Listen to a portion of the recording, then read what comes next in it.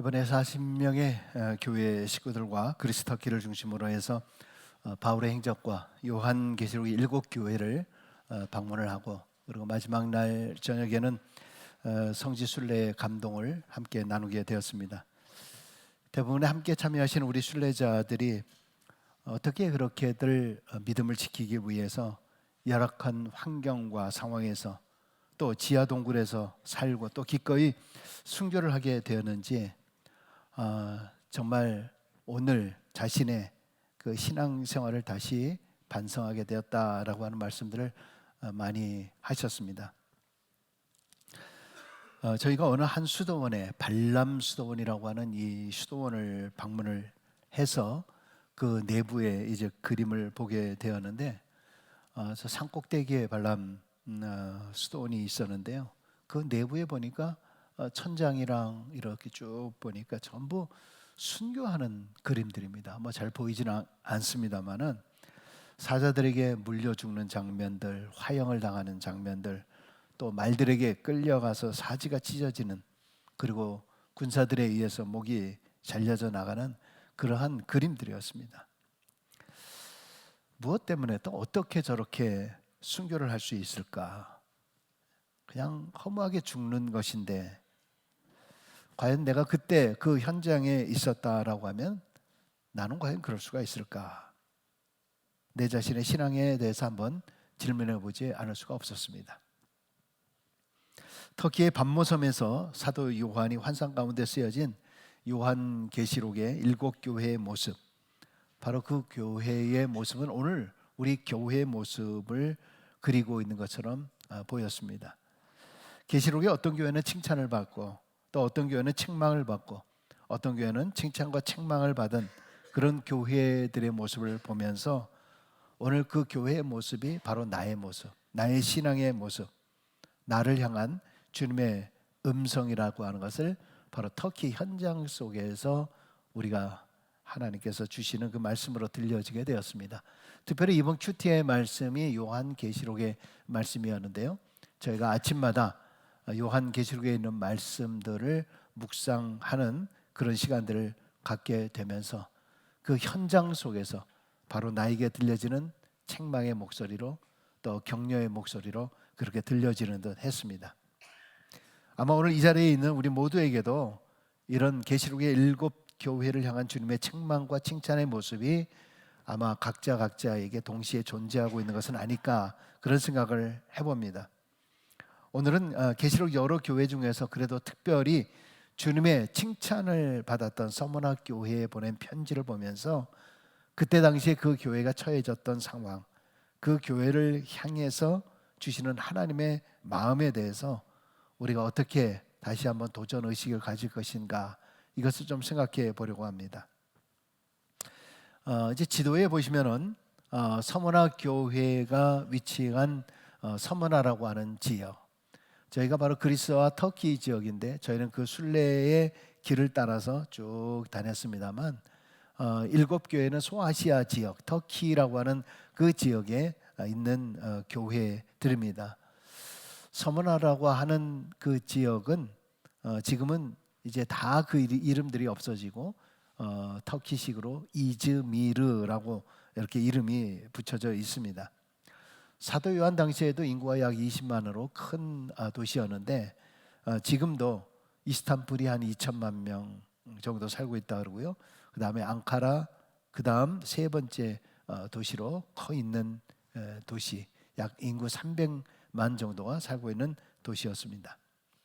원래 이 서머나라고 하는 그 말의 뜻은 향료인 미르라고 하는 그 말에서 나왔다고 하는데요, 이 미르는 향료로서 집안에 배어 있는 냄새를 제거하거나 시체에 넣는 방부제, 모략의 역할을 하기도 한다고 합니다. 당시에 그 엄청난 핍박과 고통 속에서도 믿음을 지키기 위해서 최선의 노력을 다한 이 서머나 교회의 모습은 이름대로 썩어질 세상 안에서 모든 것을 새롭게 하는 방부제의 역할을 충분히 감당한 아름다운 교회였고, 또 세상에 하나님의 영광을 드러낸 향기로운 향유와 같은 그런 교회였습니다. 이 서머나 그 교회는 누구에 의해서 어떻게 세워져 있는지는 알 수는 없습니다만은, 다만 추측하기는 사도행전 19장의 에베소 교회를 중심으로 3년 가까이 선교사에게 온 정성을 기울였던 아마 이 바울이 거기서 멀지 않은 그 지역에 가서 선교한 열매가 아니었을까, 이렇게 추측해 볼 수가 있습니다. 하나님을 향한 믿음이 남달랐던 이 서문화 교회는 매우 신앙이 건전한 교회였고 영적으로 성숙한 교회였던 것 같습니다. 말씀드린 대로 이 편지 속에서는 질책과 책망의 글은 찾아볼 수가 없습니다. 위로와 격려, 그리고 믿음으로 이기면 주시겠다라고 하는 축복의 내용만 기록되어 있는 것으로 봐서 이 서문화 교회는 참 좋은 교회였다, 우리가 생각해 볼 수가 있습니다. 여러분, 그러나 이 서문화 교회가 그렇다고 해서 평안하고 늘 낭만적이었던 그런 상황은 아니었습니다. 우리가 역사적으로 보면 그 당시가 가장 핍박이 심했던 그 시기였습니다. 서문화 교회라고 해서 그 박해를 피해간 것은 아니었습니다. 오히려 그 박해의 순간에 그들의 믿음이 더욱 빛나게 되었다라고 하는 것입니다. 자, 이런 서문화 교회가 과연 어떤 교회였는가? 첫 번째로 서문화 교회는 책망이 없고 칭찬만 있는 그런 교회였습니다. 우리 9절에 있는 말씀 같이 한번 읽습니다. 9절. 내 환난과 궁핍을 알거니와 실상은 내가 부요한 자니라. 자칭 유대인이라 하는 자들의 비방도 알거니와 실상은 유대인이 아니요 사단의 회당이라. 자, 실상은 내가 부요한 자라. 환난과 궁핍이 너희 안에 가득 차 있는데도 불구하고 실상은 너를 보면 너는 영적으로 부요한 자다. 여러분, 우리가 신앙생활하면서 고통과 궁핍과 어려움이 있을 때에 이렇게 주님이 너는 참 부유한 자다, 이렇게 알아주신다라고 하면 여러분, 그것이 신앙생활의 끝이 아닐까요? 그것만큼 더 귀중한 게 어디 있겠습니까? 내 인생의 주인이신 우리 주님께서 이렇게 고난이 연속되고 있는 상황 속임에도 불구하고 주께서 너는 영적으로 부유한 자다, 너를 알아준다라고 하면 여러분, 우리 신앙생활에 그것 이상 어디 있겠습니까? 할렐루야. 여러분, 그러나 사실 우리가 그렇게 아멘 하기는 하지만 실제 현실적으로 나의 환난과 고통이 나에게 정말 가치 있다, 이렇게 여길 수 있는 사람이 얼마나 있을까요?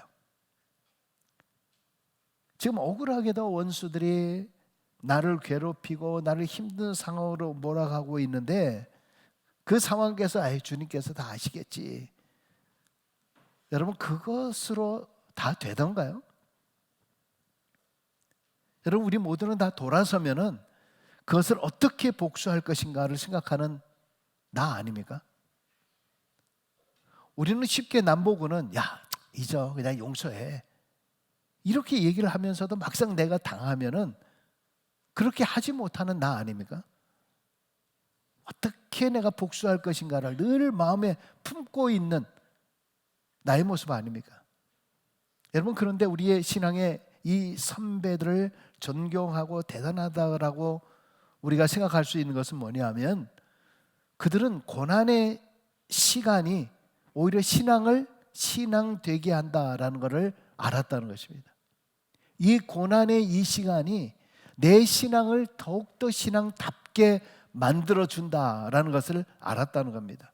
이상하게도 이 신앙의 힘이라고 하는 것, 교회의 힘이라고 하는 것은요, 고난 가운데서 신앙을 지키고 세상이 알아주는 것이 아니라 주님이 알아주시는 것으로 만족할 수 있을 때라고 하는 사실입니다. 오히려 고난이 있을 때 내 신앙의 부흥이 일어나요. 교회에도 오히려 고난이 있을 때 하나님께서 역사하시는 것을 보게 됩니다. 그래서 고통 가운데 신앙의 선배들은 늘 그 핍박과 어려움 가운데 그들이 불렀던 찬양, 그것이 바로 오늘 우리가 함께 불렀던 찬양 아닙니까? 환난과 핍박 가운데서 성도는 신앙 지켰네. 이 신앙 생각할 때의 기쁨이 충만하도다. 성도의 신앙 따라서 죽도록 충성하겠네. 여러분, 그 성도를 여러분의 이름으로 넣어보세요. 환난과 핍박 중에도 나 아무개는 이 상황 속에서도 나는 신앙을 지켰네. 그 상황 속에서도 나는 예수 그리스도 때문에 내 안에 기쁨이 충만하도다. 나의 신앙 따라서 나는 죽도록 충성하겠네. 서문학교회 성도들은 우상 숭배를 거절함으로 그들이 감당해야 했던 엄청난 핍박과 고난이 있었습니다. 서문학교회가 당한 시련이라고 하는 것은 자신들의 잘못 때문에 일어난 것이 아니라 자기들의 믿음 생활을 잘 해보려고, 어떻게 하면 믿음 생활을 잘할 수 있을까, 바로 거기에서 오는 핍박과 고난이었습니다. 여러분, 예수를 잘 믿는다는 것, 그리고 성경의 가르침대로 살려고 하면은요, 우리에게 고난이 따라요. 우리에게 손해가 있게 마련이에요. 우리의 믿음을 거룩하게 지키려고 하면은 우리에게 당하는 고통이 있어요. 시련이 있습니다. 손해가 있어요. 여러분, 주일에 우리가 이렇게 한 자리에 모여서 하나님 앞에 예배 드릴 수 있다는 것, 어떻게 생각하면 손해라고도 볼 수 있는 거예요. 내가 차라리 이 시간에 잠을 자지, 차라리 이 시간에 내가 더 편하게 지내지, 아침 일찍부터 옷을 입고 갈아입고 주일 앞에 예배를 드린다라고 하는 거예요. 여러분, 그런데 그것이 무엇입니까? 그것이 바로 신앙의 흔적이 되는 거예요. 이것이 신앙의 흔적입니다. 근데 그런 흔적을, 그런 수고를 우리 주님께서 아신다라고 지금 말씀하고 있는 것입니다. 네가 복음 때문에 환난을 당하고 물질적으로 궁핍함을 견디는 것을 내가 안다. 내가 안다. 여러분, 여기서 궁핍이라고 하는 것은 뭐 상대적인 가난이 아니라 거의 헐벗고 굶주리는 그런 수준을 나타내는 말입니다. 그런데 그들을 향해서 그런 궁핍과 가난과 어려움 가운데 있는데도 너를 향해서 실상은 부요한 자다, 너 실제는 너 부요한 자야, 이렇게 격려하고 말씀해 주고 있는 겁니다. 여러분, 서문학 교인들이 왜 궁핍할까요? 당시의 역사적 자료를 보면은요, 그 시대는 그렇게까지 궁핍하지 않았대요. 물질적으로 매우 풍성한 도시였어요. 그리고 20만 이상 살던 그런 도시였습니다. 이번에 터키에 가보니까 터키는요, 얼마나 먹고 사는 것에 있어서는 문제가 없는 거예요. 10불, 20불, US 10불, 20불이면 일주일치 장을 보고 먹고 살 수 있다 그래요. 오래전에 캐나다에 오신 분들이 그런 얘기 많이 하시더라고요. 그때는 20불만 물건 사가지고 오면 카트에 가득 찼다는 그런 얘기를 해요. 당시에 이 서문학 교회의 상황, 서문학 지역의 상황이 그런 상황이었습니다. 그런데 문제는 뭐냐면, 이러한 물질적 풍요라고 하는 것은 황제를 숭배하는 사람들에게 국한된 권리라는 거예요. 당시 예수를 주라고 고백하는 그리스도인들은 이 황제 숭배를 거절하기 때문에 그들은 그 풍성함에서 손해를 감당해야 돼.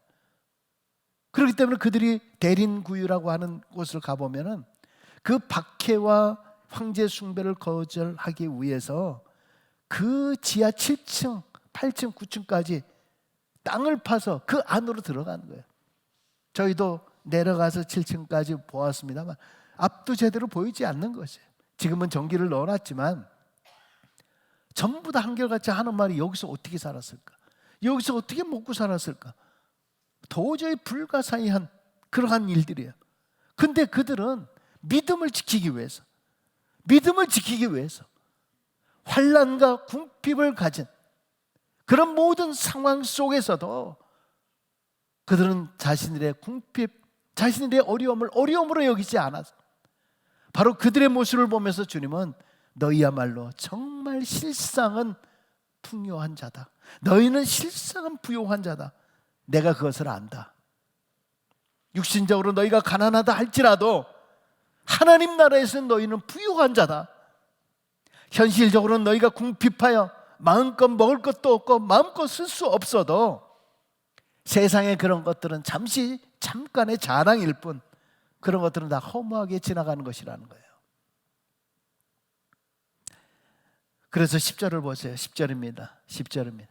너는 장차 받을 고난을 두려워하지 말라. 볼지어다 마귀가 장차 저희 가운데서 몇 사람을 옥에 던져 시험을 받게 하리니 너희가 10일 동안 환난을 받으리라. 내가 죽도록 충성하라. 그리하면 내가 생명의 관을 내게 주리라. 여러분, 이 말씀 가운데 보면 마귀가 장차 너희 가운데서 몇 사람이라는 말이 있고요, 또 너희가 10일 동안 환난을 받으리라.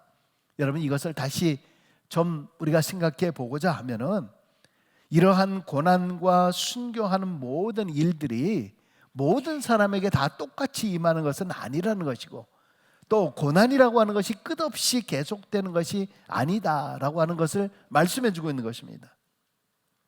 여러분, 우리는 가끔 신앙생활하면서 이런 질문을 할 때가 있습니다.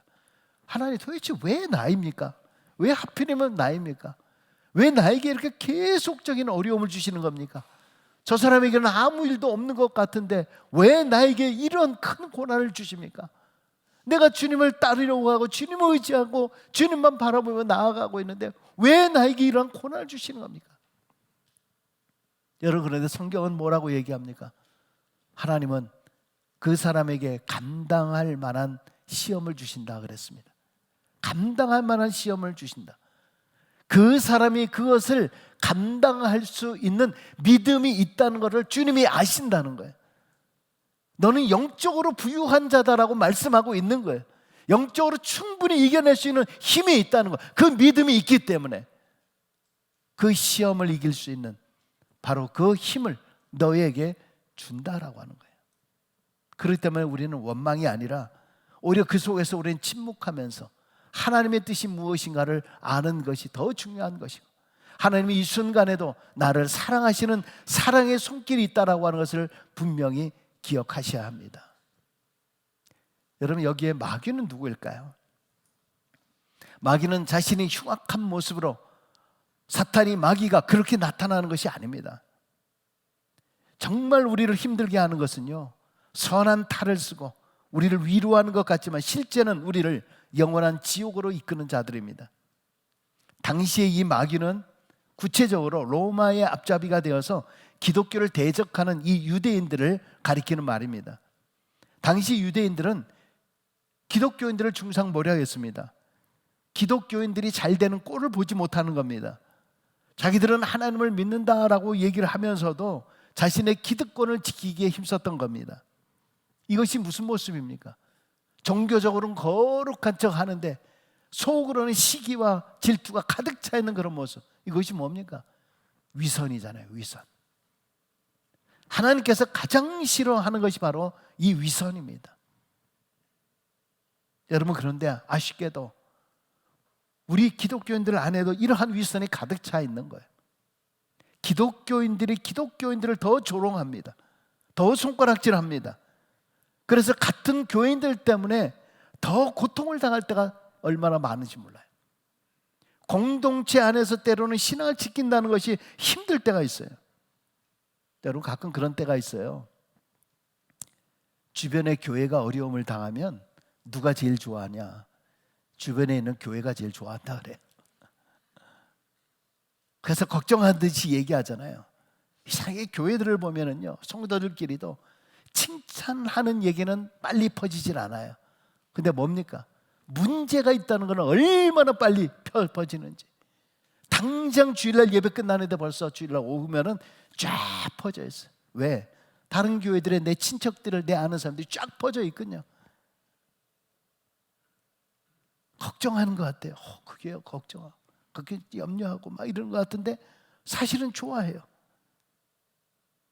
주변의 교회가 어려움을 당할 때 지금 당장 내가 누릴 것을 생각을 하고 있는 거예요. 교회가 잘 되는 것보다는 잘 안 되는 것을 더 좋아하는 사람들이 있어요. 그게 누군가요? 교회 다니는 사람들이, 오히려 기독교인들이라고 하는 사람들이. 지금 뭐라 그랬어요? 주님이 네 속을 다 안다 그러잖아요. 주님이 너를 다 안다. 그러나 주님께서 말씀하실 때 이런 말씀을 주시잖아요. 본문에서 약속하는 축복이 뭡니까? 네가 죽도록 충성하면 뭐라고요? 생명의 관. 옛날 성경에는 생명의 면류관이라 그랬어요. 죽도록 충성하면 생명의 면류관을 주겠다. 다른 거 보지 말라는 거야. 다른 사람들 보지 말고 네가 너 자신이 남들 보고 충성하다 안 한다라고 얘기하지 말고 네가 죽도록 충성하면 내가 생명의 관을 주겠다. 여러분, 죽도록이라고 하는 말은 뭡니까? 죽도록. 이건 중단하지 말라는 거잖아요. 처음이 그랬으면 마지막까지 그러라는 거예요. 처음부터 끝까지 한결같이 똑같이 충성하라는 거예요. 여러분, 그런데 우리는 주변에 너무나 많은 사람들, 너무나 많은 종류의 사람들을 봅니다. 자신의 일이 잘 되고 기분이 좋으면 열심히 충성하는데 조금만 시련이나 어려움이 오면 금세 모든 것을 던져놓는 사람들이 있어요. 어떤 사람은 어떤 목적으로 열심히 충성하다가 자신의 목적이 이루어지면 충성이 아니라 오히려 권위와 복종을 요구하는 사람들도 있어요. 여러분, 우리 믿는 신자들끼리 웃으면서 하는 말들이 있잖아요. 야, 저 사람은 집사 때는 참 대단하더니 안수 집사 되더니 목에 기부스를 해서 안수 집사 되는 물불 안 가리고 열심히 하더니 아이고 장로가 되더니 사람 버렸네. 여러분, 그런 말이 왜 나올까요? 죽도록이 아니잖아요. 처음엔 그럴듯하시 하다가 나중엔 아니에요. 여러분, 저는 이 말이 얼마나 두려운 말인지 몰라요. 옛날에는 저 사람도 참 좋은 교인이었습니다. 이 사람이 좋다는 거야, 안 좋다는 거야? 옛날에 저 사람은 참 좋은 교인이었습니다. 이걸 나에게 대비를 해보는 거예요. 옛날에 저 사람은 참 좋은 목사였습니다. 지금 어떻다는 거예요, 지금? 지금 저 사람은 옛날에는 참 좋은 장로였습니다. 옛날에 저 사람은 참 좋은 권사였습니다. 옛날에 저 사람도 참 좋은 안수일사였습니다. 옛날에 저 사람도 참 좋은 성도였었습니다. 여러분, 이 말을 들을 때 두렵지 않습니까? 내가 이 말을 듣는다는 것이 얼마나 지금 두렵습니까? 여러분이 그 두려움의 대상이 되지 않기를 바랍니다. 여러분, 서문화 교회 하면은 제일 먼저 떠오르는 사람이 폴리갑이라고 하는 사람입니다. 우리는 폴리갑에 대한 이야기를 너무나 잘 알고 있습니다. 그런데 또 다른 비하인드 스토리가 있습니다. 서문화 교회의 교회학교에 치아파닉이라고 하는 12살 된 남자아이가 있었습니다. 당시는 황제 숭배 사상으로 인해서 황제를 신성시해서 황제상을 만들어 놓고 제단을 만들어 숭배하던 때였습니다. 일종의 신사참배와 같은 거죠. 그래서 교회 다니는 사람들에게도 제단에 절하게 만들었는데 이 아이는 절하지 않고 그냥 서서 기도만 했습니다. 그러면서 하는 말이, 내가 절해야 할 분은 하나님 한 분뿐이시며 내가 죽을지언정 이 말밖에 할 수 없습니다. 그분이 나를 나게 하셨고 오늘까지 나를 살리신 분이기 때문에 그분이 내 생애에 있어서 가장 귀한 분이고 그분을 섬겨야 할 입장입니다. 이 일로 인해서 그 아이는 사자굴로 들어가게 됩니다. 이때 이 아이는 이렇게 외쳤다고 합니다. 총독님, 제가 사자굴에 들어가서 이 육신이 찢어진다 하더라도 내 영혼이 하나님 품에 안길 것이기 때문에 전혀 두렵지 않습니다. 그러나 한 가지 걱정은 총독님이 이처럼 하나님을 믿는 사람들을 해치는 일은 곧 하나님을 대적하는 일인데 그 엄청난 형벌을 어찌 감당하려고 이런지 그것이 걱정이 됩니다. 그렇게 말하며 사자굴로 들어갔다고 합니다. 이 일이 도화선이 되어서 그 교회 지도자인 폴리갑을 잡아오도록 명령을 내렸고 주후 156년 유명한 서머나 감독이었던 이 폴리갑, 그는 86세 나이에 로마 군인에게 잡혀가 순교의 직전에 총독에게 회유를 받게 되었죠. 너 목숨이 아깝지 않냐? 시저의 이름으로, 황제의 이름으로 다시 맹세하라. 그리고 그리스도를 욕하라. 그러면 너를 살려주겠다.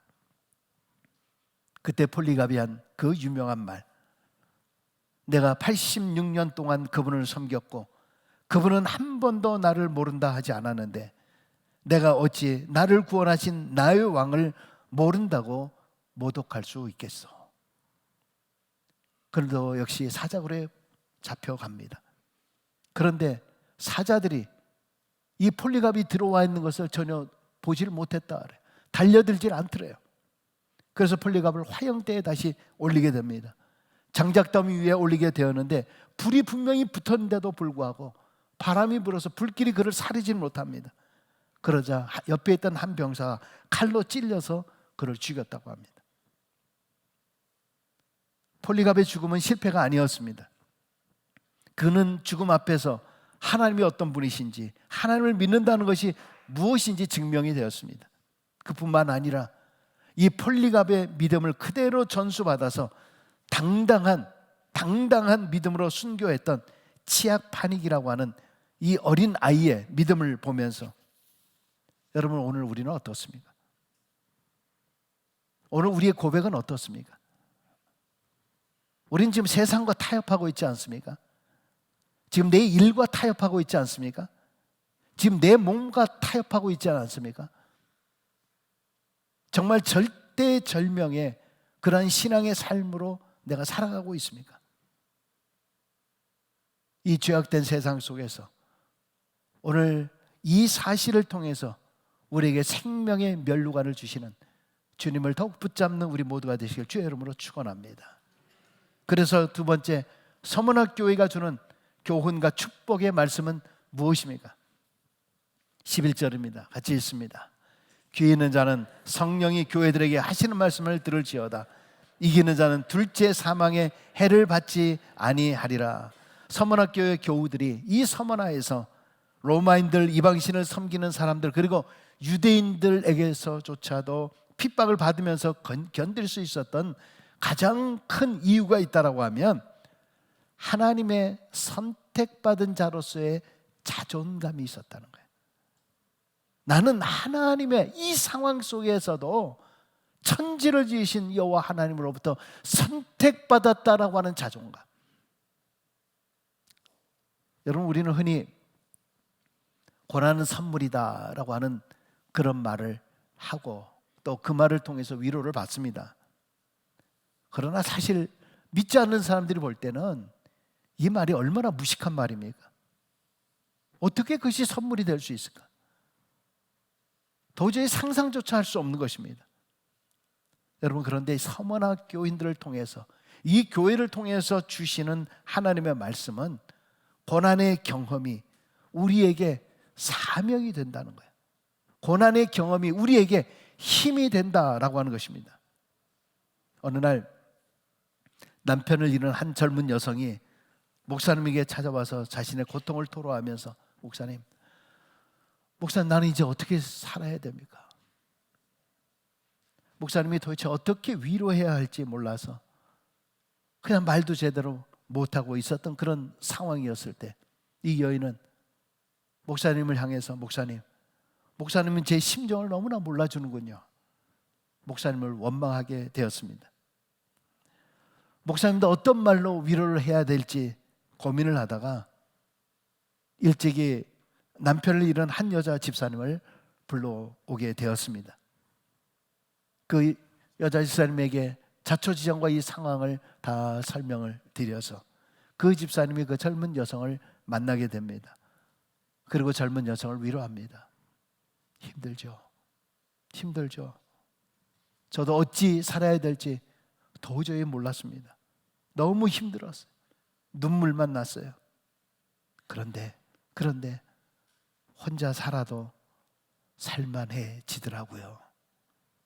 그러니까 용기를 내세요. 오히려 자기와 같은 심정, 자기와 같은 그 상황 속에서 전해지는 그 여인의 말을 듣고 이 여성이 위로를 받고 돌아갔다고 합니다. 여러분, 실제 고난과 실패를 겪어본 사람들은요, 할 말이 많습니다. 해줄 말이 많습니다. 그런데 이러한 경험이 없는 사람들은 잘못해서 그런 사람들에게 상처를 줄 때가 있어요. 야, 뭐 그까짓 거 가르고 그러냐? 야, 그거 이렇게 안 해. 야, 상대방이 어떤 마음을 갖겠습니까? 너는 내 고난 겪어봤냐? 너는 내 상황을 알아? 오히려 더 큰 상처로 다가올 거예요. 여러분, 그런데 하나님은요, 되게 완벽으로 갖춰진 이 사람들보다는요, 고난 중에 다져진 사람을 사용하신다는 거예요. 여러분, 상처받은 치유자라고 하는 말이 있죠. 상처받은 치유자. 오히려 내가 크게 상처를 받았기 때문에 이 상처 때문에 다른 사람의 상처를 위로하고 격려해 줄 수 있게 된다는 겁니다. 이렇게 하나님의 생각은요, 사람의 생각과 달라요. 우리는 그 사람이 무엇을 하는 사람이냐를 보지만은 하나님은 그 사람이 어떤 사람인지를 보신다는 겁니다. 고난 가운데 신앙을 지키고 준비된 사람을 하나님이 쓰시기를 원하십니다. 서문화는 향신료와 모략으로 유명한 도시였다고 했습니다. 여러분, 향을 낼 때 어떻게 합니까? 더 찢고 더 빠야 됩니다. 더 찢고 빠야 됩니다. 그래야 향기가 더 나게 됩니다. 아마도 아픔이 크면 클수록 더 진한 향기를 낼 수 있습니다. 여러분에게는 지금 어떤 향기가 나타나고 있습니까? 여러분 안에서 나타나고 있는 향기가 어떤 것입니까? 늘 만나는 순간마다 불평과 불만이십니까? 날마다 짜증이십니까? 날마다 한숨이십니까? 오늘 서문학 교회를 향해서 주셨던 예수님의 축복이 있습니다. 그 모든 고통과 고난을 겪어냈던 이 서문학 교회를 위해서 주신 두 가지 축복. 10절에 생명의 면류관, 너에게 생명의 면류관을 주겠다. 11절에는 둘째 사망의 해를 받지 아니하는 축복. 여러분, 오늘 우리도 서문학 교회 이 교인들의 신앙을 본받아서 우리도 어떤 상황 속에서도 끝까지 충성하여서 정말 나는 주의 순결한 신부처럼 그렇게 서게 되는 놀라운 은혜와 축복이 넘치시기를 주의 이름으로 축원합니다. 기도하겠습니다.